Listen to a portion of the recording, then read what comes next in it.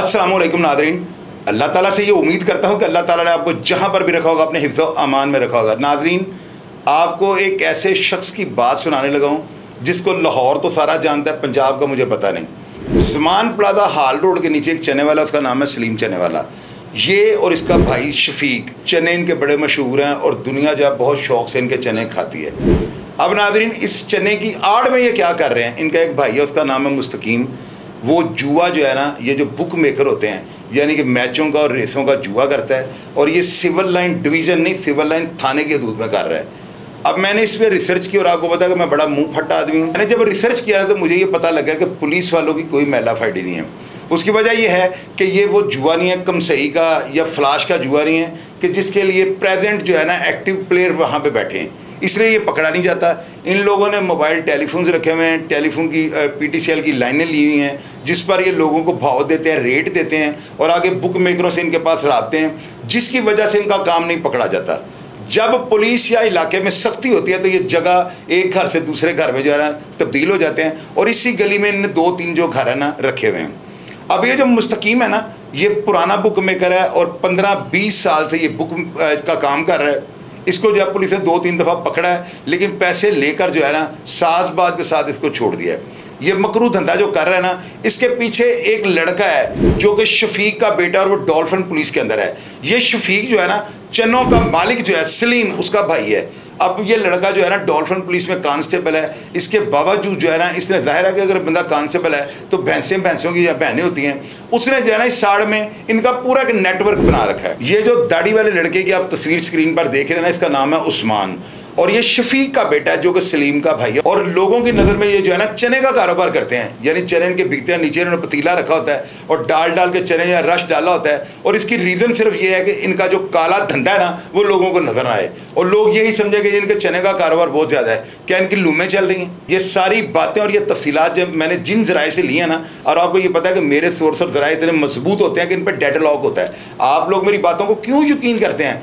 आज मैंने पाकिस्तान के इतने बड़े बड़े चैनल को सुपर लीड दे दिया, इसकी वजह क्या है? मेरे प्रोग्राम्स को क्यों आप लोग लाइक करते हैं? मैं दूसरे चैनल पे जो प्रोग्राम अपलोड करता हूँ, मेरे ही प्रोग्राम होते हैं, मैं इंटरव्यू देता हूँ, आप लोग उन चैनल्स को देखना गवारा नहीं करते, उन पे व्यूज़ कम आते हैं। जबकि वही वीडियो मैं अपने चैनल पर लगाऊँ तो उसकी रेटिंग 200K, 500K, 300K पे जाती है। इसकी रीज़न ये है कि आप मुझे और मेरे चैनल को देखना चाहते हैं, क्योंकि आपको यकीन है कि मैं कभी भी प्लांटेड स्टोरी नहीं करता हूँ। अपनी ज़ाती अना और बोगस जो है ना स्टोरियाँ आपके सामने रखकर प्रोग्राम की रेटिंग लेने की कोशिश नहीं करता हूँ। अब नाज़रीन, एक बंदा जो है ना वहीद मेरे पास आए हैं, इनका मेरे साथ 2-3 दिन से रब्ता हो रहा था। मैंने शफीक और सलीम को बुलाकर कहा कि यार आप कुरानन ईमानन जो है ना इसके साथ बैठ के जो है अपना मामला जो है इसको सॉल्ट आउट कर लें, और इसने जो रजिस्ट्री करवाई है, इसकी जगह का कब्जा आपने रखा हुआ है, आप उसके ऊपर ताकत के जोर पर बैठे हुए हैं, इसकी जगह खाली कर दें।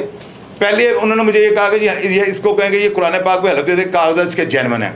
मैंने कहा यार ये गलत बात है, एक बंदे के पास रजिस्ट्री मौजूद है, आप रजिस्ट्री को अदालत में जाकर चैलेंज करें, या आप जाकर वहाँ से मोहर लगवा लेंगे रजिस्ट्री फेक है, तो मैं इसको कहूँगा ये रजिस्ट्री फाड़ देगा। उसके बाद इन्होंने कहा कि नहीं जी, इसको कहेंगे इलाके की मस्जिद में आके जो है ना हलफ दे देंगे ये कागज़ जेन्युइन है, तो हम इसको कब्जा फ़ौरन दे देंगे।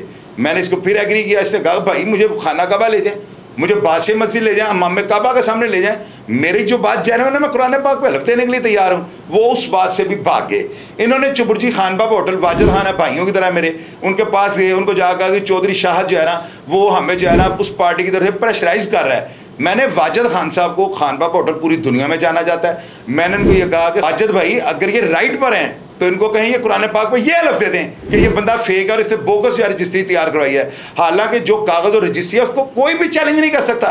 यार अगर वो फेक रजिस्ट्री है तो सुबह ही उसको जाकर जिला कचहरी से क्रॉस करवा लें, और ये कहते हैं कि फेक रजिस्ट्री है तो ये बंदा रजिस्ट्री फाड़ देगा, एक्सपायर कर देगा और इसका लेन देन ख़त्म। अगर वो रजिस्ट्री जेन्युइन है तो वो 1 नंबर है, 2 नंबर है, साबित करें। वो अपना न्याय देने से भी भाग गए। अब नाज़रीन, मैंने इस वहीद को जो है ना इसलिए बुला लिया है चूँकि मैंने सलीम और इसके भाई को एक दफ़ा आज से कोई 1.5 से 2 माह पहले मैंने कुछ चने बड़े शौक से खाता था। अब आप लोग ये कहेंगे कि शाहिद साहब ने कोई ग्रिज निकाली है। मैंने इनके गोदाम में जहाँ पे चने पकते हैं ना वहाँ पे गया था इसी काम के सिलसिले में, और मैंने सलीम को और उसके भाई को चनों के साथ जो काम ये कर रहे थे ना, अगर मैं आप लोगों को बता दूं तो ला इलाहा इल्लल्लाह मुहम्मद रसूलुल्लाह, आप इनके चने खाने तो क्या उस गली से गुजरना छोड़ देंगे। लेकिन इन दोनों भाइयों ने मेरे आगे हाथ जोड़कर रिक्वेस्ट की थी कि खुदा और खुदा के रसूल का वास्ता है, ये हमारा एक सीक्रेट था जिसकी वजह से लोग हमारा खाना वगैरह खाते थे, तो ये कोई हराम चीज़ तो नहीं है ना, ये बस ऐसे ही हमने बस गलती कर ली है और आप अचानक से आ गए हैं और अल्लाह के रसूल के वास्ते हमें माफ़ कर दें। नाज़रीन, ये बात मैं इसलिए नहीं कह रहा हूँ क्योंकि ये वक्त नहीं है। अगर इन्होंने इस बंदे के साथ जायज़ जो इसकी बात है वो ना मानी, अगर उन्होंने जो इसका जायज़ मुतालबा है, अगर इसकी रजिस्ट्री जेन्युइन होने के बावजूद अगर उन्होंने इस बंदे की जगह का कब्जा ना छोड़ा, तो फिर जो हकायक मैंने देखे हैं या जो मेरे पास प्रूफ हैं, या ये दोनों भाई रात को किन खवातीन के साथ रंग रलियाँ मनाते हैं और कैसे अपने पैसे का जो लोगों की नज़र में हलाल का है उसको किस तरह जो है ना हराम के नज़रिए से जो है ना उसको इस्तेमाल करते हैं। इन दोनों भाइयों को जो है ना एक बहुत ज़बरदस्त बीमारी है, और वो बीमारी क्या है वो भी मैं आपको बता दूंगा। और आपको पता है कि अगर मेरे पास एविडेंस मजबूत है तो मैं हर किसी के सामने खड़ा हो जाता हूँ। और मैंने अल्लाह का मेरे को शुक्र और फजल है कि खुदा ने मुझे शेर का जिगरा दिया हुआ है, मुझे किसी चीज़ की कोई परवाह नहीं होती। अब सबसे पहले आपको मैं ये बताता हूँ इस गरीब आदमी के साथ वो कर क्या रहे हैं। भाई साहब, जो तुहाडे नाल होया है, जो तुहाडे को रजिस्ट्री मुआद मटीरियल है, वो सारी बातें जो है ना आप मेरे नाज़रीन से शेयर करें। बिस्मिल्लाह रहमान रहीम। मेरे साथ वाले मकान है, मैंने वो ख़रीदा था असम मालिकों से, तो इन्होंने उसके बाद उस मकान पे कब्ज़ा कर लिया। तो मैंने कोर्ट में जाके केस किया है। केस करने के बावजूद 2 मरतबा जो है ना बैलेंस में हक में हुआ है। इन्होंने स्टे लिया है, स्टे भी इनका खारिज हो गया क्योंकि जो कमीशन आया था उसकी रिपोर्ट मेरे हक में आई थी। उसके बावजूद ये वहाँ से कब्ज़ा नहीं छोड़ रहे। और ये पीछे तकरीबन इन्होंने 3-4 माह पहले मेरे ऊपर हमला भी किया, मेरे भाई के ऊपर हमला किया है। अच्छा, ये जो तस्वीर स्क्रीन पे चल रही है ये आपके ऊपर तशद्दुद हुआ है? जी बिल्कुल, जुम्मा की नमाज़ पढ़ के मैं आ रहा था। और ये जो दूसरी तस्वीर है ये आपके भाई हैं? ये बड़े भाई हैं मेरे। इन्होंने 3 जगहों पे इनको सर पे इनको चोटें लगाई हैं और स्टिचिंग वगैरह लगी है, 7-8 लगी थी। हाथों से मारा था या असले के? असला भी इनके पास है और हाकी वगैरह इस तरह की चीज़ें थी। ये इनका बादशाह गैंग बना हुआ है मुजंग में। बादशाह गैंग? जी, बादशाह गैंग फेसबुक पे है ये गैंग? जी बिल्कुल है। तो ये तस्वीर सारी इनके गैंग की हैं? बिल्कुल इनका अपना गैंग है। इस गैंग में इनका बेटा ये जो बैठा हुआ लड़का, ये सलीम साहब का बेटा है? नहीं, शफीक का। ये शफीक का बेटा जो इस गैंग के लड़कों के साथ बैठा हुआ है, जो वो उसका ओनर है। और ये ऐसे ही असला लेकर जो है थाना सिविल लाइन की हदूद में जहाँ पे इनका घर है वैसे ही फिरते हैं? जी, ऐसे होता है कि जाहिर मोहल्ले में इतना इन्होंने रोब डाला हुआ है कि मोहल्ले का कोई बंदा भी इनके खिलाफ नहीं जाता। अच्छा, आपको वो कहते थे, उन्होंने मुझे ये कहा था कि ये आपने उन लोगों को पैसे नहीं दिए हुए, तो क्या ये जो वीडियोस चल रही हैं ये पैसे जो आप दे रहे हैं खवातीन को, ये खवातीन कौन है? ये खवातीन उनके जो असल मालिकान हैं वो हैं, उनके बहन भाई हैं सारे। कि इनका फादर की डेथ हो गई थी, उसके बाद विरासत चढ़ाई, उसके बाद इनके ये जो वारसरान हैं जिनके बाप बहनें हैं भाई हैं उनके सैन कोठे और साथ उनकी जो मैं पेमेंट दे रहा हूँ ना वो उसकी तस्वीर है। यानी कि ये जो वीडियोस में आप पैसे उनको दे रहे हैं जी, जी। और वो मुझे कह रहे थे कि जी इनके पास कोई सबूत नहीं है, तो ये वीडियो तो प्योर एविडेंस है। इसका मतलब ये पैसे आपने उनको देकर रजिस्ट्री करवाई है? बिल्कुल सर, जाहिर है उन्होंने सैन कोठे किया तो रजिस्ट्री हुई है ना। अच्छा, अब ये जो इंटरव्यू ले रहे हैं दो जो है खवातीन का, ये औरतें कौन है? ये इंटरव्यू लेने वाले कोई वकील साहब हैं? हाँ, वकील हैं। इनके साथ कोई ज्यादती हुई थी इनकी बेटी के साथ। क्या ज्यादती थी? किसने की? किया था। इनके 2 बेटे थे, एक सलीम का, एक शफीक का। क्या नाम थे उसके, सलीम और शफीक के बेटे के? एक आसान शफीक था और हसन सलीम।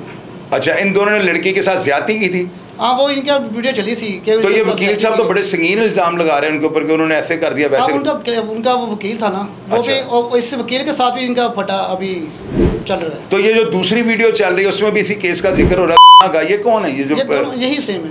अच्छा, वो भी यही कह रहे हैं कि इन्होंने लड़कियों की, यानी कि ये प्लांटेड स्टोरी नहीं है? जी, जी, इसकी FIR दर्ज हुई है? बिल्कुल हुई है।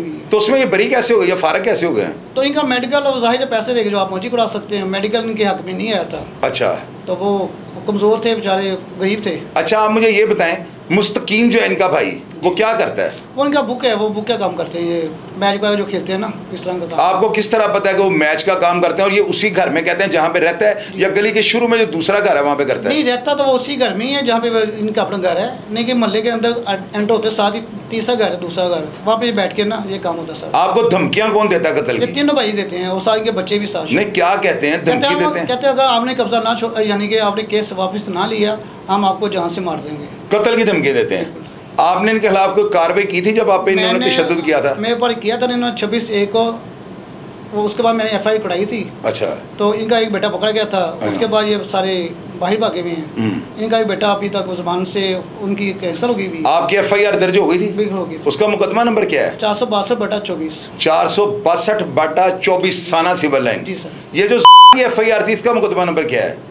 इसका तो इस वक्त मेरे ज़हन में नहीं है। ये भी सिविल लाइन का मुकदमा, इन्होंने अपनी जगह पर ला के खातून के साथ ज्यादती की? नहीं, उसी मकान में जब मैंने प्रॉपर्टी खरीदी है ना, उसी पे किया था उन्होंने कहा। अच्छा, आपको क्या डर है? आप आईजी पंजाब साहब से क्या अपील तो करेंगे? जाहिर है कि अगर वो उनके साथ कर सकते हैं, कल मेरी फैमिली भी है माशाल्लाह, तो हमें डर तो है ना कि हमें जान से न मार देंगे, हमारी फैमिली के साथ कोई गलत काम ना करें। आपको उन्होंने आज या कल में जब आप मेरे पास आए हैं, आपने मामला सारा मैटर डिस्कस किया और मुझे कहा है कि मेरे मामले को जो है ना पब्लिक के सामने रखें, अदारों को हरकत में लाएं, मेरे साथ होने वाली जो ज्यादती है ना इसकी तलाफी करवाएं और हुक्काम बाला को आगाह करवाएं कि ये मुझे जान का खतरा है, मुझे मार सकते हैं, ताकि कबल इस वक्त अदारों को जो है ना पता लग जाए कि मैंने उसकी अपील कर दी है। सभी को इसमें कोई शक नहीं है, क्योंकि जाहिर मेरे से पहले इस पर हमला हो चुका हुआ है, तो आपके सामने हर चीज़ मौजूद है, तस्वीरें आपके सामने है, FIR की रिपोर्ट आपके सामने है, उस पर वाज़ह तौर पर हर चीज़ लिखी हुई है कि उन्होंने मुझसे किस चीज़ पे हमला किया है। अच्छा, आप मुझे एक बात और बता दें ताकि आपकी इंक्वायरी में आपका टाइम जो है ना अफसर शॉर्ट ले, और ये इंशाल्लाह ताला जब तक आपकी खबर पे एक्शन नहीं हुआ मैं इनकी जान नहीं छोड़ूंगा।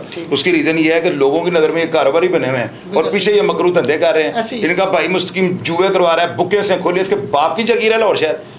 IG पंजाब ने और पुलिस के जो अफसरान ने तहिया किया हुआ है कि हमने जुआ करवाने वाले और मंशियात के अड्डों को जड़ से ख़त्म कर देना है। इनका काम यही सर कि इनको असला वगैरह ये सेव करते हैं, वो रास्ते में कोई भी लड़का इनके साथ कोई बोलता है खिलाफ, या उठा के अपने डेरे ले आते हैं। अच्छा, आप मुझे बताएं जेन्युइनली, आपने अपने तजर्बे की बिना पर ये बात करनी है, सलीम और शफीक जो है खवातीन के बड़े शौकीन है सुना, और ये बिला नागा जो है अपने घर पे या डेरे पर ला के खवातीन के साथ जो है, नहीं वो बाहर होते हैं, घर में नहीं लेके आते। अच्छा, घर में अपनी फैमिली है। तो कहाँ, यानी कि कैसे आपको पता लगा? मोहल्लेदार बताते हैं? हाँ जी, मोहल्लेदार होते हैं बाहर जो कि ये खवातीन की जो है ना उनके साथ रोज बिस्तर गर्म करने के लिए पहुंच जाते हैं। जो देखते हैं वो भी बताते हैं कि आज इनके घर में आया था। मोहल्ला जाहिर एक है ना, मोहल्ला एक। तो इनको शर्म नहीं आती कि शफीक का बेटा पुलिस में है और सलीम जो है वो सुबह लोगों की नज़र में बड़ा रिज़्क़ हलाल कमा रहा होता है और रात को ये आधी कमाई जो है खवातीन पे उड़ा देते हैं?